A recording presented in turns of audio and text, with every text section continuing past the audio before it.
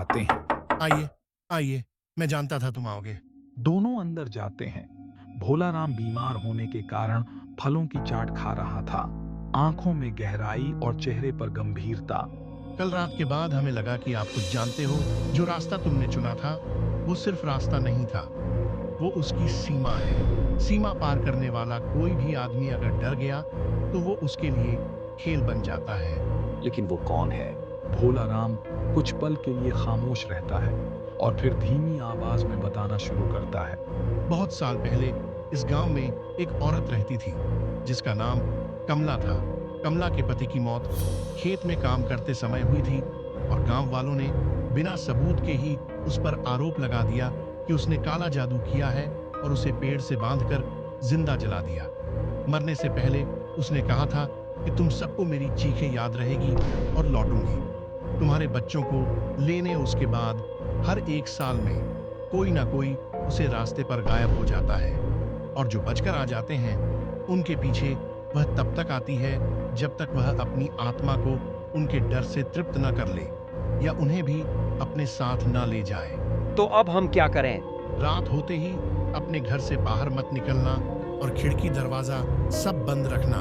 उसका नाम मत लेना, और अगर उसकी हंसी सुनाई दे तो उसका जवाब मत देना। अगर वह फिर भी अंदर आ गई तो? फिर कुछ नहीं हो सकता। रात को हरी का घर, हरी और रामलाल चारपाई पर बैठे हैं। दीवार के सहारे दरवाजा बंद है। मुझे नींद नहीं आ रही। मुझे भी बस खामोश रह और जो भोला राम ने कहा है वही करना। दोनों डर से एक दूसरे को देखते हैं। रात के 12 बजे थे और बाहर से एक धीमी आवाज आती है। अरे सुन, ये वही है। धीरे धीरे छोटी खड़क सुनाई देने लगती है और साथ में वह हंसी भी। लेकिन अचानक दरवाजे पर ये तोड़ देगी दरवाजा। दोनों डर से एक दूसरे को देखते हैं। रात के 12 बजे थे और बाहर से एक धीमी आवाज आती है। रामलाल, दरवाजा खोलो, मैं तुम्हारी माँ हूँ। ये मेरी माँ है, ये मेरी माँ की आवाज है, लेकिन मेरी माँ तो... ये उसकी चाल है, मत खोलना। अचानक खिड़की के पास से साड़ी का एक सफेद हिस्सा लहराता है और लाल आंखें अंदर झांकती हैं। कभी कभी डर दरवाजा खटखटाता नहीं, सीधे अंदर आ जाता है। अभी से गांव में सब शांत था। भोला राम हरी के घर की ओर जा रहा था। हरी के घर जाकर वह बाहर से आवाज लगाता है। हरे रामलाल, घर में हो क्या? घर में से कोई आवाज नहीं आती। भोला राम घबराकर घर के अंदर जाता है। जैसे ही वह अंदर जाता है, वह चौंक जाता है। वहां पर रामलाल और हरी की लाश पड़ी थी।